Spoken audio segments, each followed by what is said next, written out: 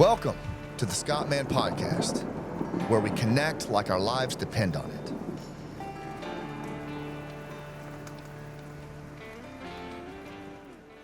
Hey everybody, welcome to the Scott Mann Podcast. It's good to have you here. The title of this episode is Scars and Art. This is something that I've actually been wanting to do for a while on a solo episode. And let me ask you this. As you think about your journey in life, is there anything that you're pursuing right now at a higher level that is artistic in nature, and whether you're a veteran or not, I've found that there are a large number of people that are interested in the arts, whether they're doing that in the industry or not. But it was never something that I thought I would do. It really, really wasn't. I never imagined after my time in the military, certainly a career in special forces, that I would think of myself as an artist, but I do.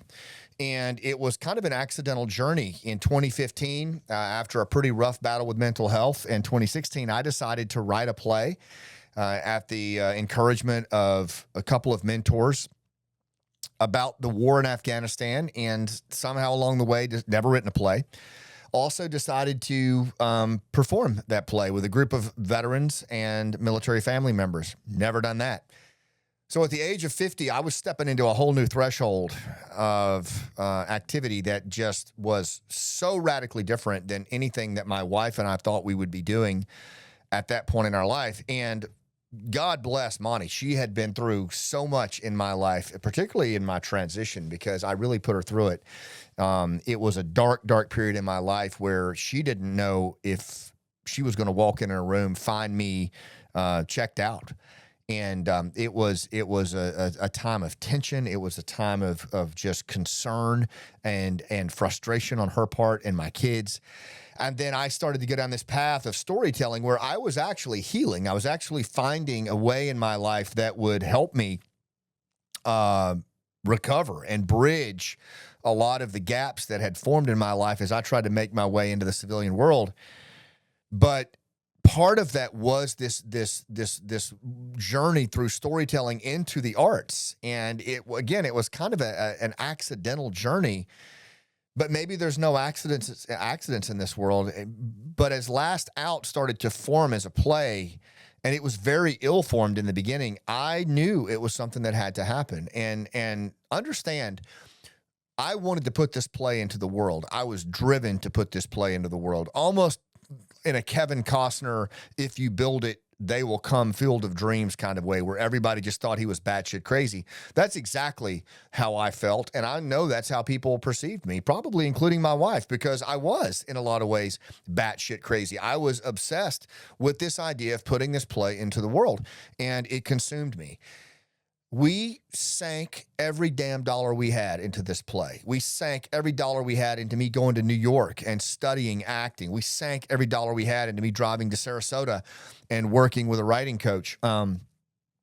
It made no sense to a family that was trying to just come out of the dark period we'd been in through a very turbulent military transition.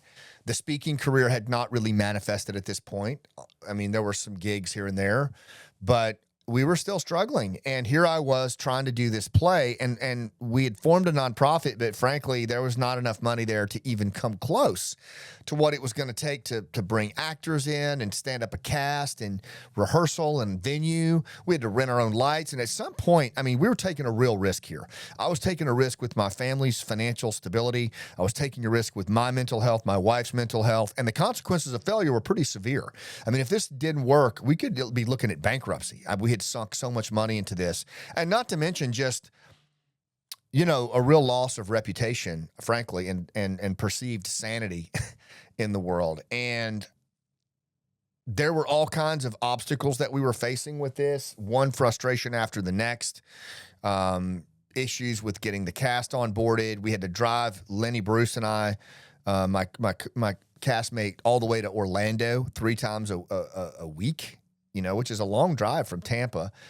And it was putting a real strain on my business, on my wife. I hardly saw my kids. She didn't know what to make of all of this. My wife didn't. And at some point it came to a head, and we got into a big argument in the living room, and she just said, "Why in God's name do we have to do this play?" And it stopped me. And I said, because I'm going to die if I don't. It was the only thing I could think of. And I meant it. And she said, well, then I guess we've got a play to do, don't we? And from that point on, something switched in both of us. And we stopped working against each other, and we realized that everything that we had done in our life as a married couple, raising our 3 boys, navigating the longest war in our nation's history, we had done together, even when we were apart, even when life tried to pull us in different directions. We were better when we came together. And it was at that point that we came together around this journey into the arts. And we took it seriously. We both got super serious about it. And it was a profound wake-up call for me. And it was the first time that I really realized that I was on a journey that Stephen Pressfield calls the artist's journey. I started to find, I don't know if I would call it my singular identity, because it wasn't, it still isn't, but I did start to include artistry in my identity and my sense of self. I don't even know if you could call it identity, but as I started to get a sense of myself, being a playwright, being an actor was certainly included in that. And also looking at the arena that I was now competing in had moved from obviously the battlefield and special operations to this weird white canvas that I was now painting on, that was a performance that had not even had the first live performance yet. They're not the first butt in a seat, but yet somehow I could see it, and I could see it in my mind. And so I was not just wanting to do this for my own healing or my own benefits. You know, I saw this as a play that could educate civilians, and it could heal and help veterans and the military community make sense of things that didn't make sense. So it was a very ambitious goal, and frankly, it was beyond my own self-healing at this point. I'd moved beyond that. I was no longer the beneficiary of my story. I was a helper, and the audience was going to be the beneficiary. But this was using art as my new arena, and resistance became my enemy. My enemy moved from the Taliban and their affiliated militias to my own internal resistance, my own self-sabotage, my own imposter syndrome, all of the shit that I had not dealt with in my return home now became the enemy that put itself squarely between me and this lofty goal of putting this play into the world. And it turns out that I wasn't alone. As I've, discovered, we did the play for the first time in 2018 on Veterans Day at Tampa Marriott, down at the waterfront Marriott, to a sold-out house that came to bear witness to my midlife crisis. And then it toured in 2019. It toured again in 2023, and it's on tour right now. I'm not even in the cast anymore. It's in its 3rd touring season. Probably we'll see a 4th. It's been sponsored by Gary Sinise, 28,000 miles on a U-Haul van. We'll talk more about all that in a second, but in the course of that artistic endeavor, I discovered that there were other people. My friend Clay, who was a special operator, severely wounded in combat, saw way more combat than I did, wrote a song, I think called The Good Dad, that was picked up by a country music artist and performed and has done pretty darn well and is now part of our pre-show. Another song written by a first group Green Beret about overcoming veteran mental health. Another one by my friend Jason Houck and his band Over Not Out about hold on, reach out. Again, suicide prevention. All of these have made it into our pre-show now. They play before the play begins. My friend Holly, who's a Gold Star mom, couldn't even utter the words of her son without breaking down, became a storyteller, Lenny Bruce, Stacy Heisler, a Special Forces spouse, Lenny Bruce, a first group team sergeant, Michael Broderick, a former Marine turned actor, Brian Bachman, a paratrooper, and more. Tony Nevada, former Marine recon, all acting and performing in the play. Tyler Gray, who you'll see on this podcast, former special operator, Delta Ranger, severely wounded in combat, TV and film actor. Courtney Stasko lost her husband to suicide in front of her, and her little girl, witnessed, both of them witnessed her husband commit suicide, and has now is now writing a children's book to help other kids who have gone through the loss of a parent to suicide. Romy and Gabby Camargo, who've been on this podcast. Romy was a Green Beret warrant officer shot through the neck in Afghanistan years ago. He and his wife, Gabby, opened a rehabilitation center called Stay in Step that helps individuals with traumatic brain injury, Parkinson's, spinal cord injury, take a step toward recovery. It's the only that I know of spinal cord injury center owned and founded by a spinal cord injury quadriplegic, ventilator-dependent individual.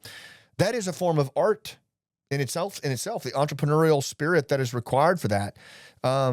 So many veterans and their scars, their struggles, put into an artistic arena and metabolized into something far more powerful. And I saw this. Look, that is just a thumbnail of what I've witnessed on the road. It's not unique to me. This draw that I had to repurpose my struggles in the service of others through an artistic endeavor that I thought was me going insane isn't unique at all. In fact, I believe that there are thousands of people, veterans, military family members, first responders, those that have never heard the crack of a round and are civilians who feel this desire to put their scars or their struggles into the world. I believe that people who can share their scars of struggle through art not only heal themselves, they can change the world. And look, I realize that is a strong-ass statement, but I've seen it. I've seen what Last Out has done just in its 3 years of running. 40 cities, I believe, at last count, 28,000 miles on a U-Haul van, over 250 post-traumatic stress interventions in our lobbies by people like Dr. Diego and other mental health professionals who traveled with us. We've performed for over 100 Gold Star family members and families of the fallen, and thousands of veterans and even more civilians. It's on Amazon Prime. This play that was written from one of the darkest moments of my life, or at least inspired by it, my own mental health and suicidal ideation, has emerged into what is it?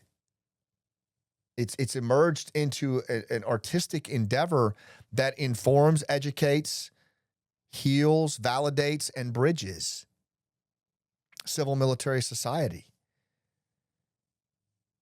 I want to talk about all of this for the rest of the podcast because, again, that's not unique. It was what I believe the muse, my higher power, led me to do and still leads me to do in other endeavors. And frankly, look, it saved my life. I'm not going to bullshit you. Saved my life. And I'm indebted to the arts, and I will pursue scars in the arts for the rest of my life. And because I know that it's optimal health, and I also know that it can indeed change the world.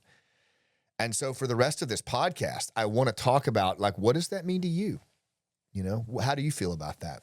Do you feel like that is something that is calling you? Let me ask you a question. When you lay in your bed at night and everybody else is sleeping and you're laying there staring at the ceiling because you know there is a bigger game that you should be playing, and that muse is whispering in your ear that there's something bigger for you to do.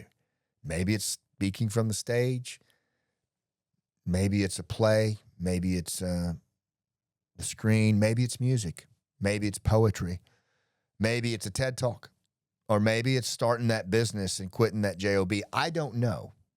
But this aspect of pursuing something bigger than oneself through an artistic endeavor, I believe, is not only compelling, but necessary, far more so than it is being shown in this time of churn. I believe in my working definition of art for this podcast, and it may be off, but it's mine, and I hope you'll at least agree to it for the purpose of this conversation, is that any medium where self-expression in the service of others can occur. Art in the churn, to me, offers an arena for, frankly, optimal health for starters, where you can share your story and be the beneficiary of the healing components of that story. Why? Because, story is a sense-making tool, and our brain has a mandate to make sense of the world. It does it through metaphor and pattern matching. And so to me, artistic expression is storytelling in its purest form. It's just different mediums by which the story is expressed. In other words, it's making meaning out of things. It's a meaning-making endeavor, and it's extremely generous because it requires you to give all of oneself and repurpose one's struggles in the service of the story or the medium and the people in which it serves. And boy, do we need that in this time of churn, huh? And I think that's why I felt so drawn to it, from almost like, Colin won't remember this because it's way before his time, but Close Encounters of the Third Kind, when Richard Dreyfuss was, he was obsessed with this idea of a close encounter, and he was building like this mountain out of mud in his home. He's like losing his damn mind. At least people think he is, but he wasn't, was he? I mean, there was actually a calling in play there. And I feel like that's what this is, at least for me. And I've talked to enough people that they tend to agree that this comes from somewhere in our chest cavity, and it drives us onward when we're laying there wide-eyed at night knowing we should be playing a bigger game. And that's who I'm speaking to right now. If you have any sense of that, any feeling of that, then I'm speaking to you. And I'm not saying, look, that you go put your play on the stage and travel the country like a bunch of crazy people like we do. I'm simply saying, is there something stirring inside of you that tells you there's something for you to put into the world that scares the shit out of you? But it's right. It's what you should be doing. And if there is, then hang with me, because that's what this episode's about. And I've taken pretty good notes on this journey since 2018, and I love it, man. And so I want to share some things with you on that. I would start by saying, again, I believe this medium can range from creative writing, fiction, nonfiction, blogging, poetry, music, singing, music with non-vocals, theater, screen, film, fine arts, and even starting a small business or operating a small business. The act of creativity and the service of oneself that's bigger than oneself. I believe a great starting point, if any of this is resonating with you, is War of Art by Stephen Pressfield. Now, Stephen Pressfield is, for me, he is one of the individuals that I look up to, like many of you, more than almost, other than my dad.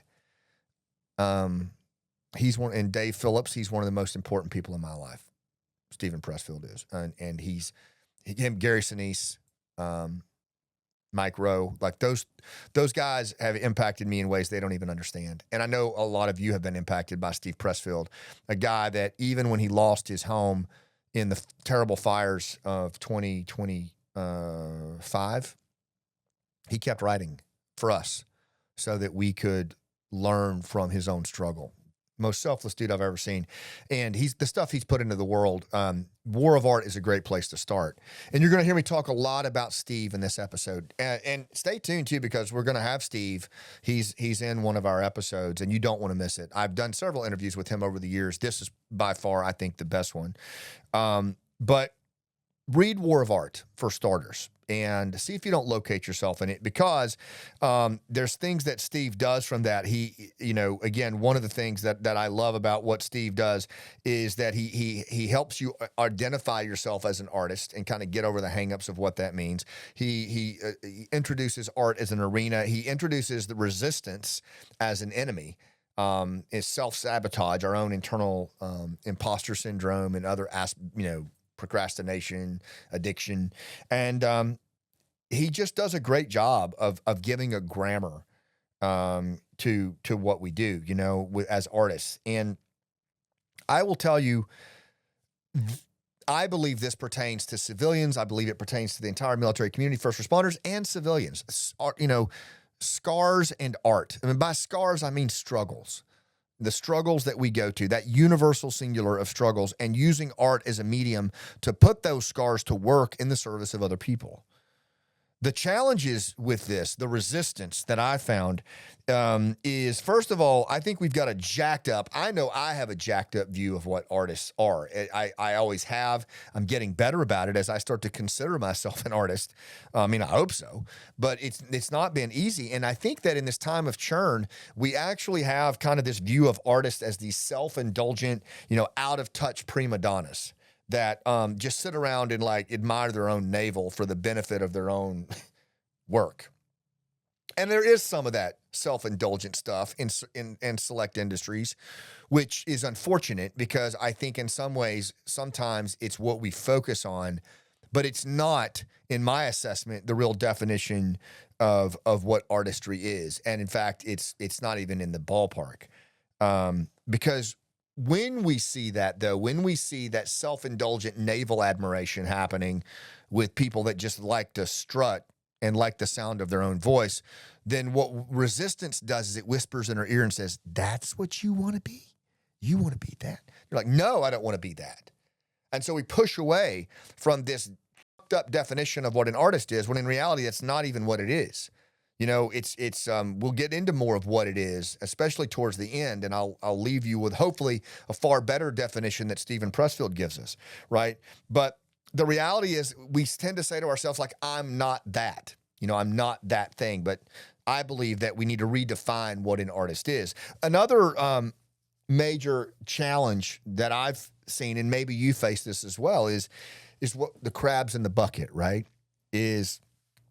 And the old metaphor is you got a bucket of crabs and they're all clamoring all over each other. And then one crab starts to climb out, has this aspiration to get out of the bucket. And the legend has it that what happens when that crab gets to the edge? Well, the other crabs reach up and pull it back down.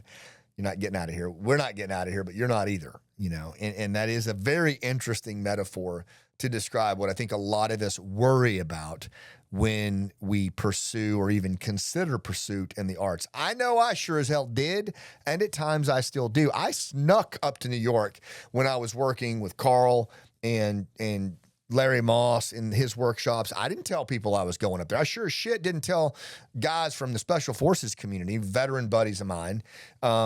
It'd been a digital killing field if I'd done that. At least that's what I thought. And the reality is that couldn't have been less true, right? But in my mind, it was the crabs in the bucket. If my old community finds out about this, then I will be P&G'd, persona non grata with them. And I think this is a major fear in society in general. I think it's a reason we don't pick up the guitar. I think it's a reason that we don't pursue that self-actualizing aspect of expression and making ourselves available in an artistic medium to help make meaning of things, because it is such a selfless act. It requires such relatability. It makes us vulnerable and exposed. And that's not the kind of thing that we want to do when we live in a time of churn, of disengagement and distraction and disconnection and division.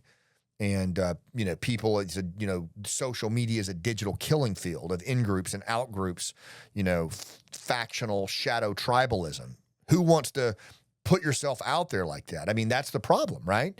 And I think that's why we see an absence of the arts and certainly scars in the arts today. It's a concern in the warrior class, but I think it's also civilians too. But in the warrior class, it's this whole notion of, well, I'm a quiet professional. I'm supposed to be a quiet professional. You don't connect through struggle, right? You don't go out there and make sense of your lived experience or reinvent yourself in front of others. You keep your effing mouth shut and you live out your days doing what you're supposed to do, whatever the that is. And to me, that's the most up norm, and I'm sorry for throwing multiple F-bombs there, but I'm tired of it. I'm tired of seeing this somehow jacked up expectation of what individuals are supposed to do when they leave the military or law enforcement or whatever endeavor by some jacked up code that means nothing in terms of service of others and making meaning and healing and expression. It actually is, I think is this deformed, bastardized view of the quiet professional is honestly out of fear.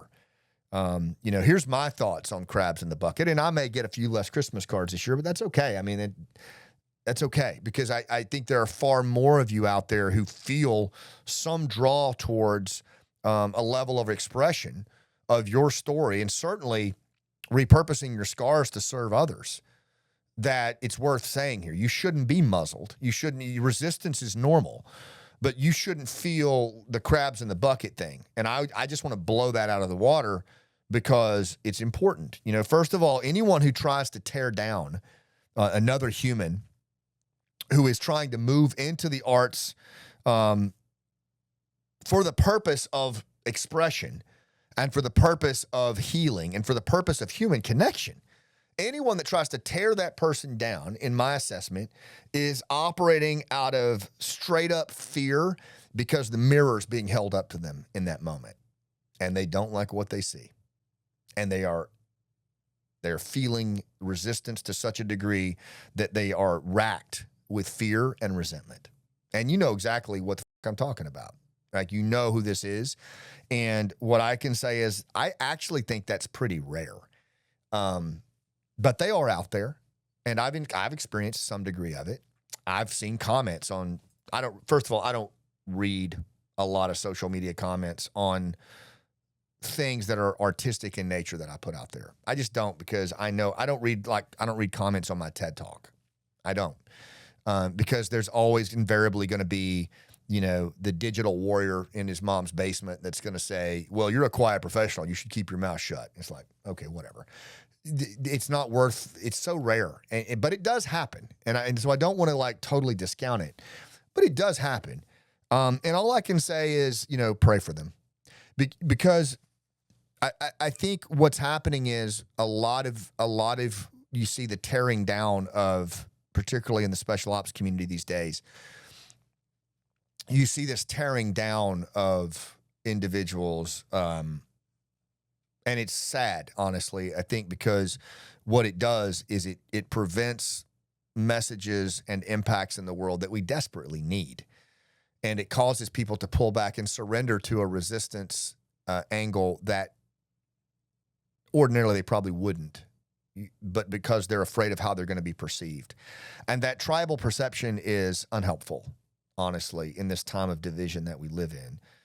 There's exceptions, and I get it, and we'll get into that in a second. But I want to I think it's rare. I honestly don't think that, even though it feels like, let's say you're gonna join a band, or you're gonna start a band, like my buddy Jason Houck did, and they do so much tribute work to the military, and they help civilians understand mental health. Man, these guys bust their ass. I want to say a special shout out to these guys. And they're doing it, they're doing it to make an impact in the world. And I know they've got to feel resistance. They've got to feel at times like the road is all uphill and they're pushing a wet noodle. But the reality, and I'm sure they get resistance from it. There might be some crabs in a bucket, but they don't let that stop them. And I think that's a universal for all of us. So I want to share a passage from my buddy Steve Pressfield in his other book. Well, there's 3 books, I think, that if you're considering scars in arts that are just essential, it's The War of Art first, Turning Pro second, and then The Artist's Journey. And he's got others, Nobody Wants to Read Your Shit, and a range of others that my brain's kind of fried right now. But we'll put them in the show notes. But Steve really gives us some good insights here, and I want to just read one on crabs in a bucket, okay? And this one is called "The Tribe Doesn't Give a Shit." The amateur dreads becoming who she really is because she fears that this new person will be judged by others as different. The tribe will declare us weird or queer or crazy. The tribe will reject us. Here's the truth. The tribe doesn't give a shit. There is no tribe. This gang or posse that we imagine is sustaining us by the bonds we share is, in fact, a conglomeration of individuals who are just as fucked up as we are and just as terrified. Oh, my God. Each individual is so caught up in his own bullshit that he doesn't have 2 seconds to worry about yours or mine, or to reject or to diminish us because of it. When we truly understand that the tribe doesn't give a damn, we're free. There is no tribe, and there never was. Our lives are entirely up to us. And that, man, look, I know there's a tribe, but when it comes to the reinvention of oneself and the pursuit of one's resolution through the struggle, there is no tribe. That is your journey and putting into the service of the people that you serve. There's no tribe for that shit. And he's absolutely right. And a few more thoughts. Artistic growth, however, I do believe, and you notice when the first line in there was the amateur. In the word, in Turning Pro, he talks about the difference between an amateur and a pro, which I do think is an important differentiation. That's probably not even a word. But it is an important distinguishing characteristic in that when we pursue art, there is the amateur and there's the pro, and both are fine. And we're going to talk about that. They'll kind of map on here. But the way that I like to think about it, if all of this is about making meaning out of things that don't make sense and putting your struggles out there to make sense of things in the service of other people through various mediums of artistry, if that's what this is all about, then when you start to do it in the beginning, in storytelling, Doug Lippman tells us that there's 2 components. There's the beneficiary and the helper. When someone first starts telling their story, they're the beneficiary because the circle of people they tell it to is there to help them make sense of their own journey. But then eventually that story matures and you make sense of it yourself, and then you put the story out there and the audience becomes the beneficiary. To me, that is the journey from amateur to pro. When you first start your artistry, whether that's picking up the guitar and learning a few chords, or you first start doing that research on your business that you want to start, you're an amateur. You're an amateur. You behave like an amateur, and, Pressfield does a good job in Turning Pro to show us the difference between an amateur and a pro, War of Art as well. But you start to behave like, you're behaving like an amateur. But at some point, when you are no longer the beneficiary of your work and you are now in the service of others, and your struggle is put out there in the service of others, and they are the beneficiary, now you're starting to behave like a pro. Now you're starting to operate like a pro. And I think there's really something to that. I think it maps right on there. I think amateur and pro maps right onto who's the beneficiary, who's the helper. And so by that, here's where I'm going with this. I think when we start to put our art out into the world in the service of others, and we're no longer the beneficiary of it, then there starts to take on a certain personal responsibility that this must be done with integrity and humility. And this is where, particularly in the military community today, I think we're kind of losing the bubble a little bit, in that there are elements out there that are putting their stuff into the world, and there is an absence of integrity. There's an absence of humility, and it's more for the one's ego of the teller than the people that the teller serves. And the community calls them out on that, and I think rightfully so. And so I think the larger note maybe for all of us, because we're all guilty of ego throughout our lives, even as we call people out, our own egos come into play, selling ads and all this other bullshit. Like, I just think maybe all of us stepping back and looking at our own personal responsibilities as we put our work into the world in the service of others. Wherein lies our personal responsibility, our integrity, our humility. As my dad, the woodsman who passed away recently, would say, don't strut. It's just not about you.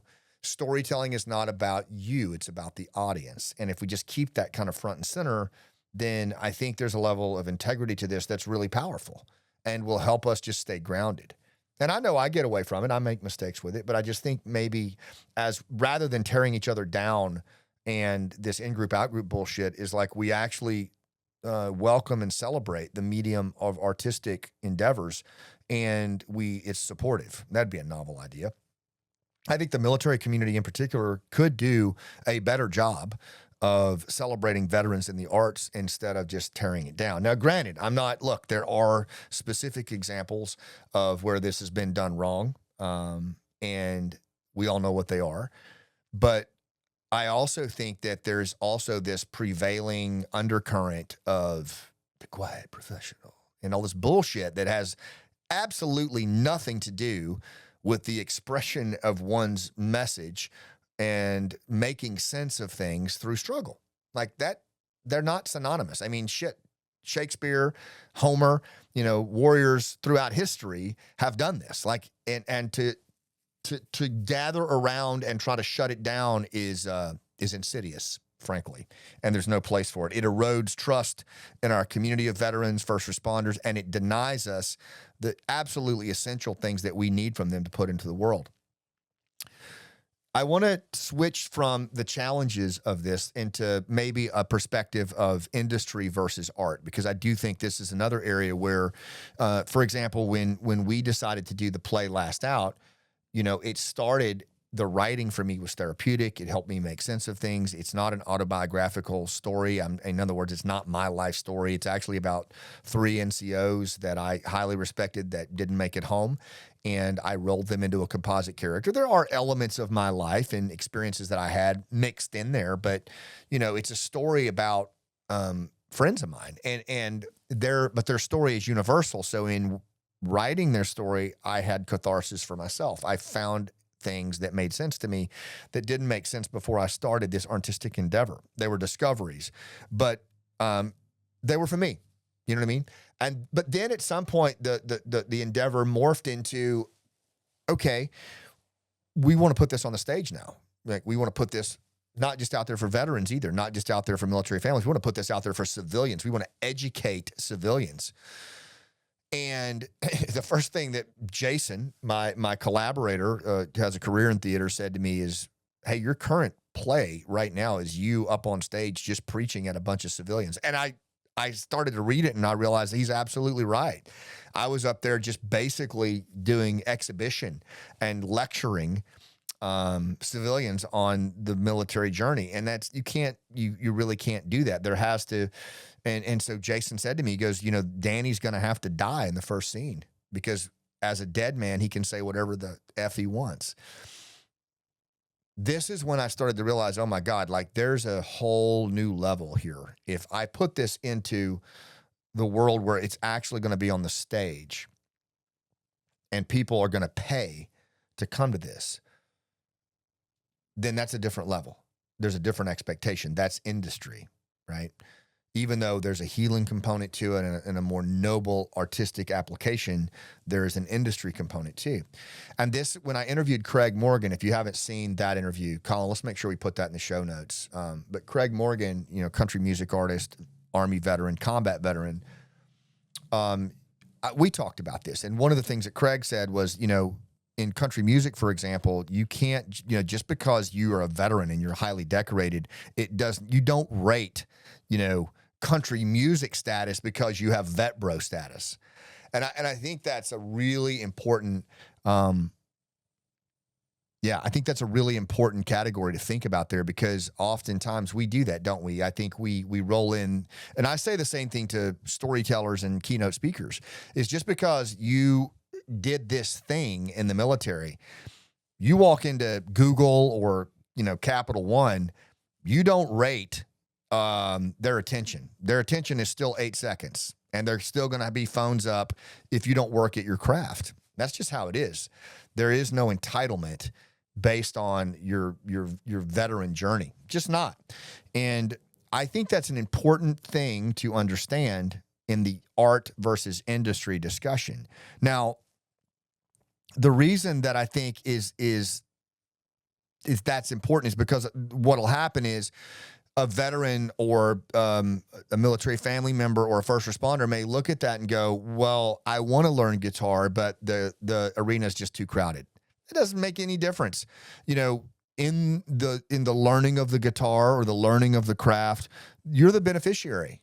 This is why I think, like, I see some of the in the special forces community, for example, like my buddy Stu Ferris, I haven't seen him in years, but that dude can play the friggin' guitar, man. And I mean, he can play. He has worked his ass off for years. He can play metal like nobody's business. I'm like Frampton and all kinds of shit. And most of the time, my sense is that he's the beneficiary of that. He plays for himself. But every now and then, man, he'll get on Facebook or whatever, and Instagram, he'll riff. I mean, it is absolutely fantastic. Whereas my buddy John Wesley, who I've worked at for years on this podcast and other endeavors, you know, he is a true professional guitarist. He plays guitar. And so he gets up there with Vertical Horizon, lead guitarist, and he's now the audience is the beneficiary. So the point here is, it's easy to look out there and resistance to come up and say, hey, you don't want to pick that up. There's so many people doing that, but it doesn't matter. It doesn't matter when you're beginning something like this, whether it's writing a play, because it's for you. And that is a very noble endeavor, because what artistic expression through storytelling is, of any medium, is the ability to make sense of things that don't make sense. It's a sense-making endeavor.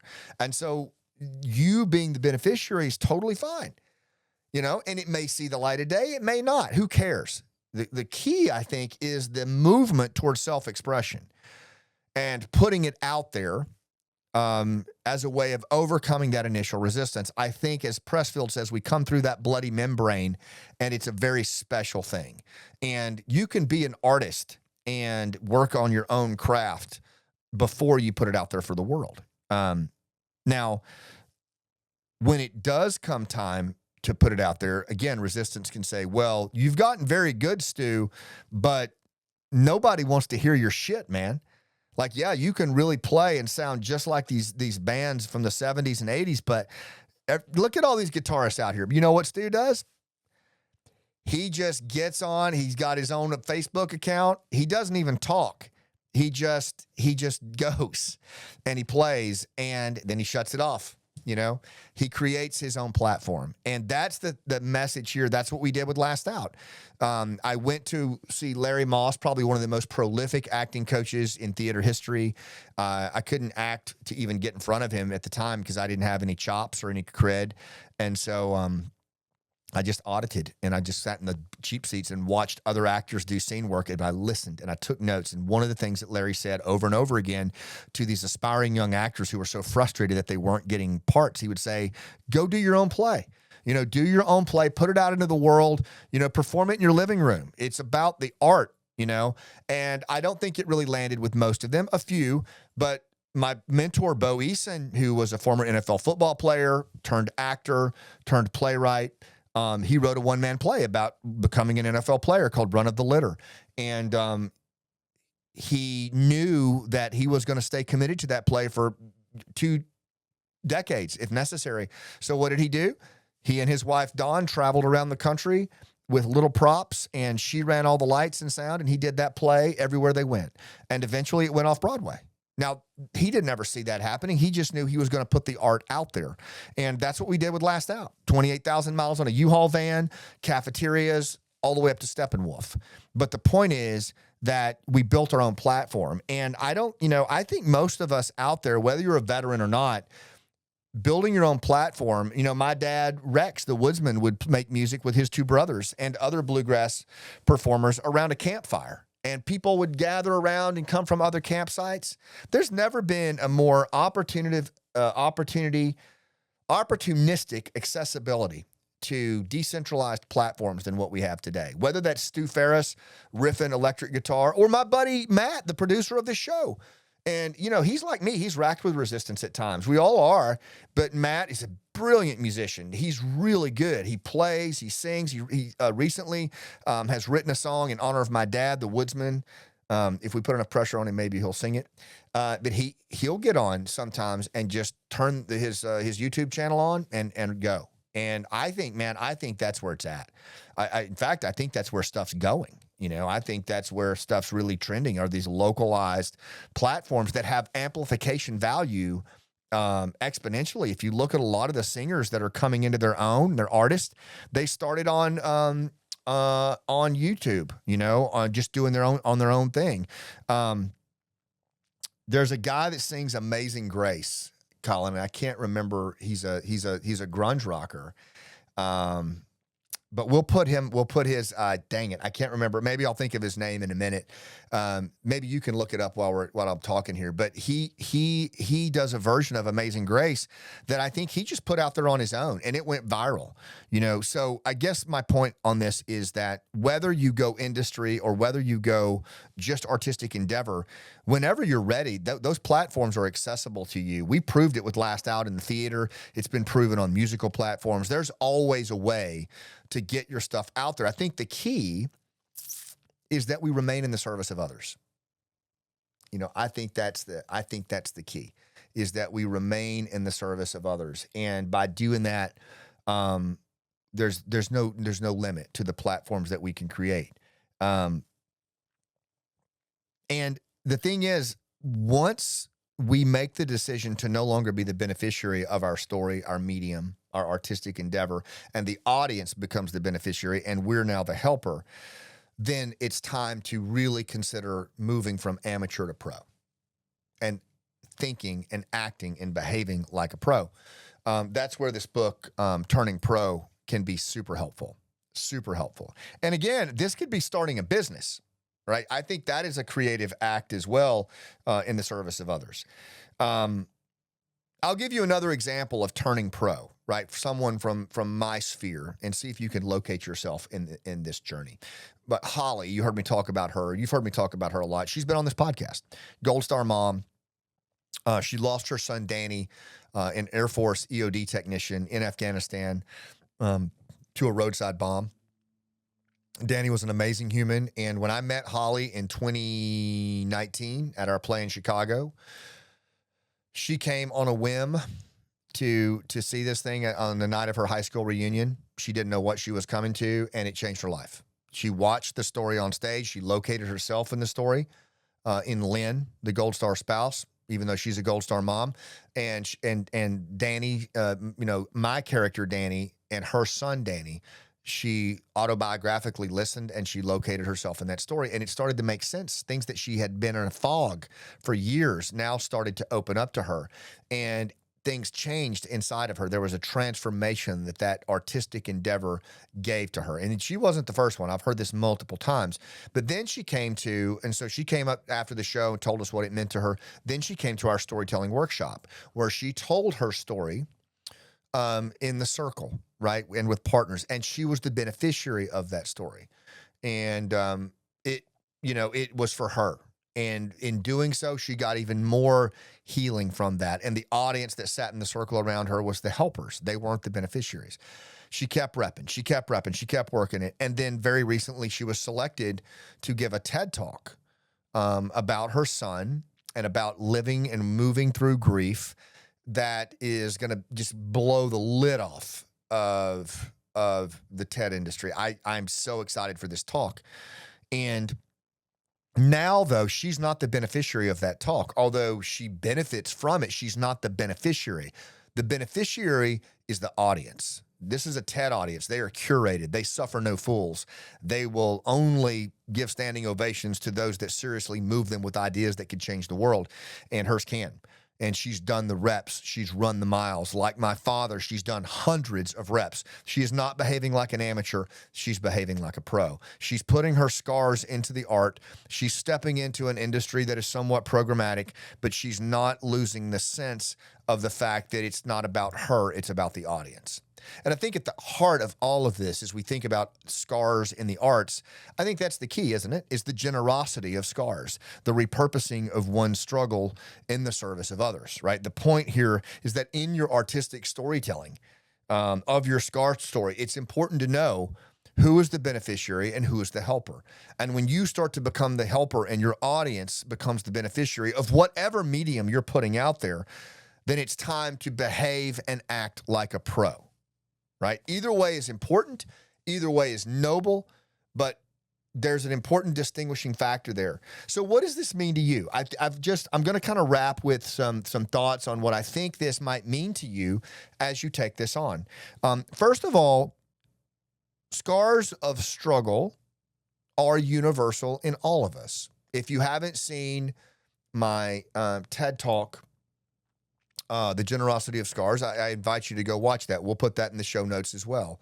But, in that talk, I make a pretty strong case that the scars, or, which is metaphorical for struggle, are a biological necessity, as Daniel Coyle says in the Little Book of Talent. Like, there's no getting around it. They are a biological necessity, which means everybody goes through them. So if we can repurpose our struggles in the service of others, then we are now extremely relevant in how we navigate the world. And art gives us a medium by which to do that in a range of ways.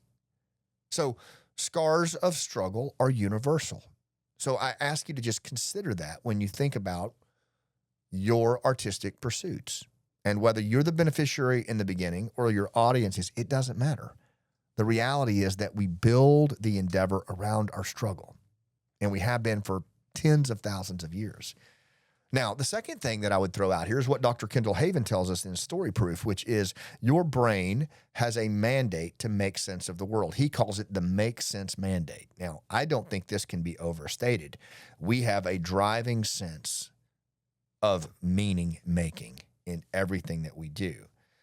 Art offers resolution through storytelling and expression. Resolution is nothing more than what?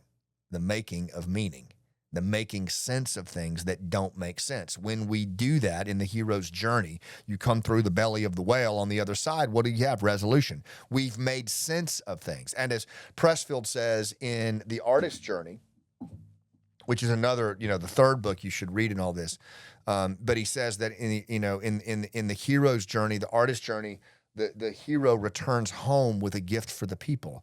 What is the gift? The gift is the making of meaning. The gift is the ability to make sense of one's lived experiences in the safety of another's story.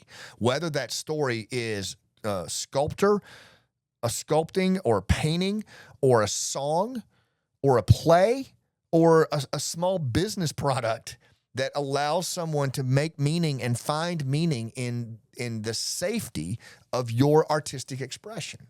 Damn, like that's as generous as it gets. That's why we should be so careful not to muzzle that, but rather to celebrate that being put into the world. I mean, it's everything. Art offers resolution through storytelling and expression. And I've written a few here: writing, acting, fine arts, music, entrepreneurship, podcasting. I think my buddy Sean Ryan and Mike Rowe are artists in how they pursue their podcast. And you only have to watch one to see what I mean. They are true artists.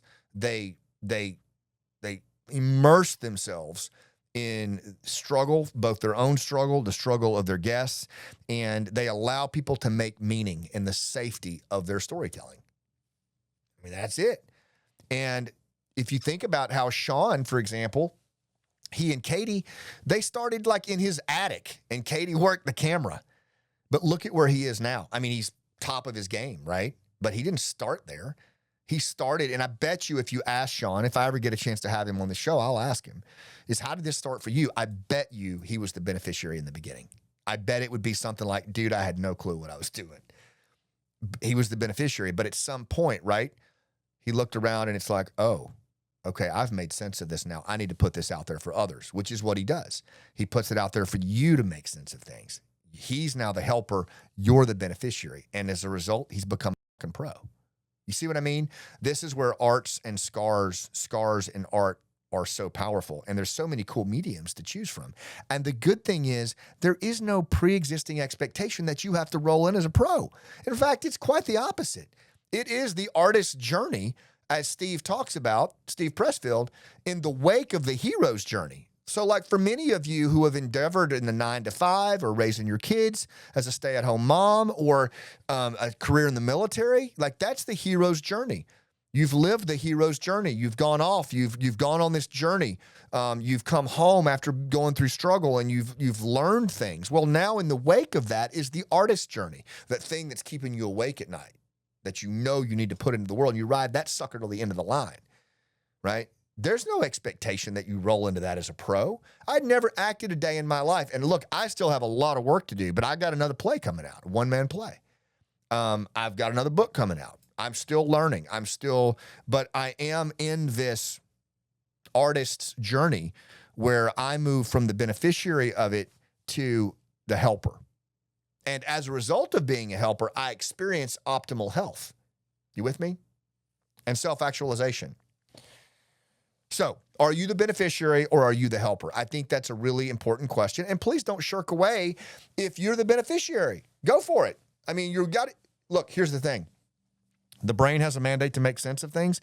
You can't make sense of things for other people unless you've made sense of it yourself. That's why I always tell people as a story coach is if you come and work with me, and I've even done this, Doc Diego laughs about this. Doc Diego, when he was first working with me, he would help so many other people with their shit, but he never told his own story. And I stayed on him.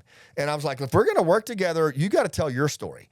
And the reason is, and he did, and he does. And now, like he'll tell you now, he fully gets that, is because if we can't make sense of our own lived experience, how the hell do we think we're going to help other people make sense of it?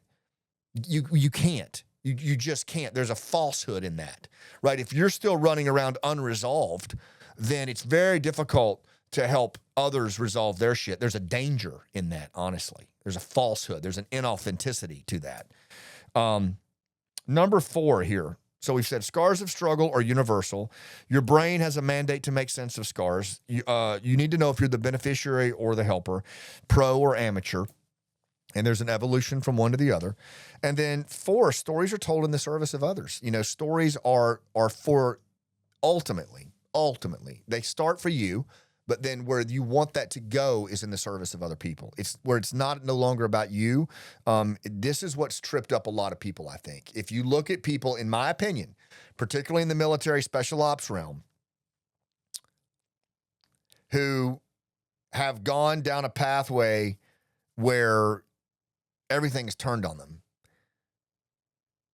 They tried to perform as artists in an industry where their stories were not for the audience. They were for them. They never stopped being the beneficiary. And there's a cost to that. Somebody is going to roll a grenade in the room with you at some point.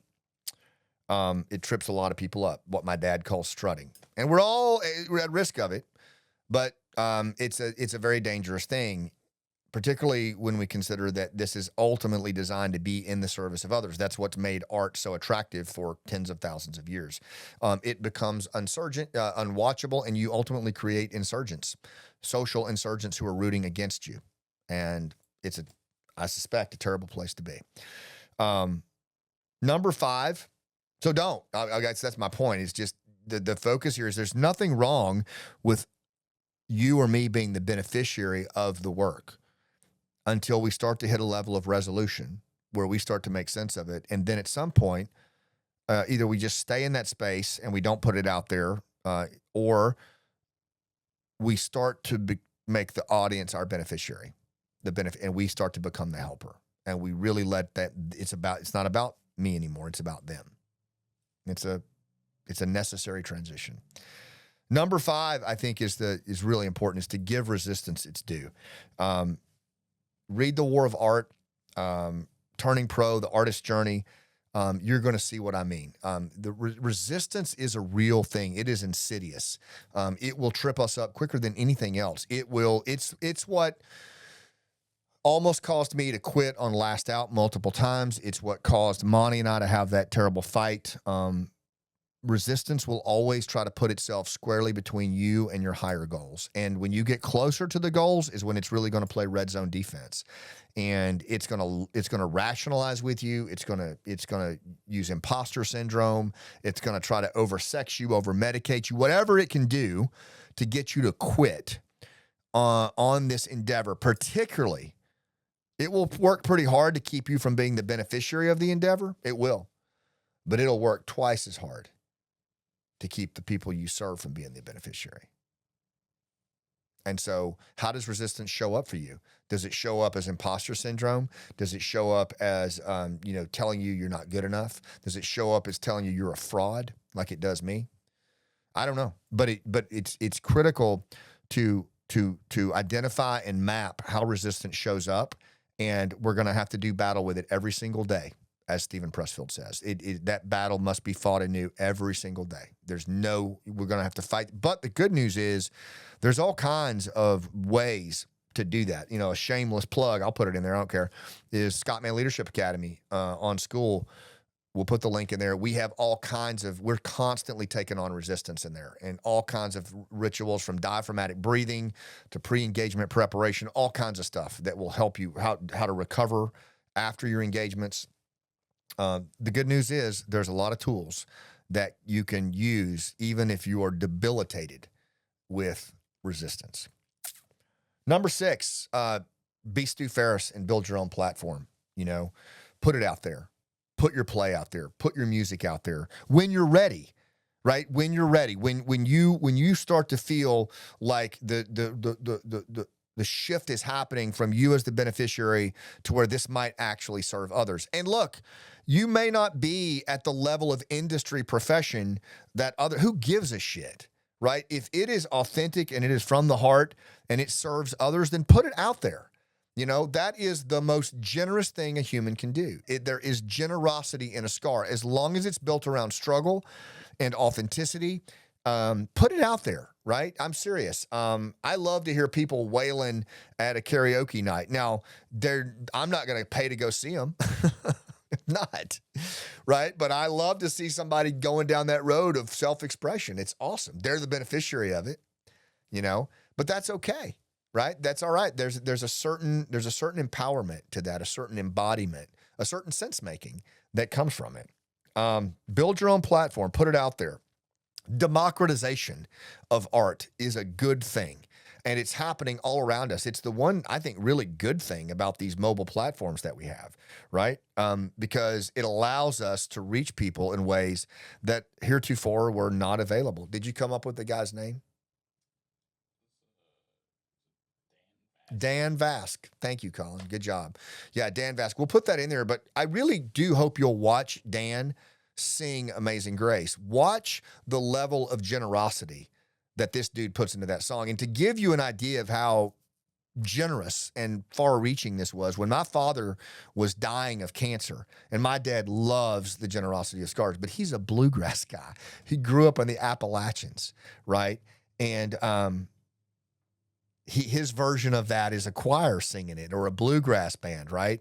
And when he was dying, and I had this song, and I thought, my father needs to hear this. And I told him, I said, Dad, I've got this version of Amazing Grace that I want to play for you. It's a grunge rocker named Dan Vask. And he was like, you can see the look on his face. But man, when he heard it, he wept. And I thought, man, this young man has never met my father. He'll never meet my father. But he gave my dad such peace in a moment when he needed it so badly. I think about before we performed Last Out on one show in Buffalo, I sat down with a Gold Star mom who lost her son in the War on Terror.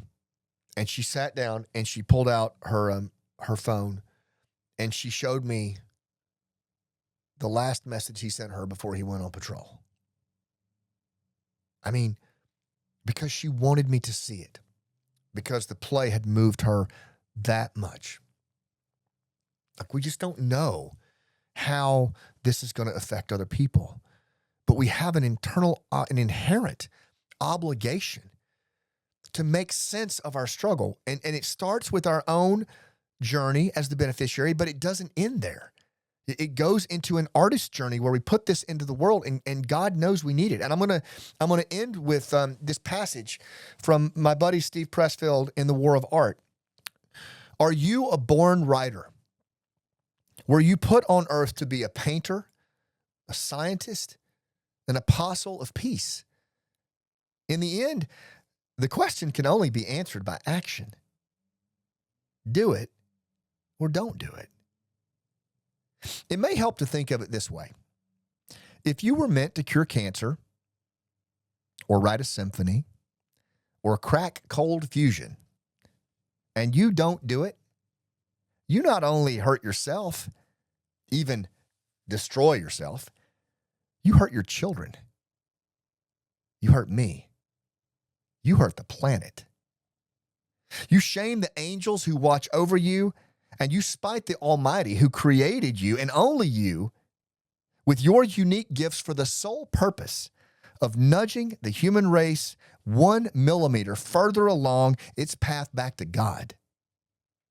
Creative work is not a selfish act or a bid for attention on the part of the actor. It's a gift to the world and every being in it. Don't cheat us of your contribution. Give us what you've got.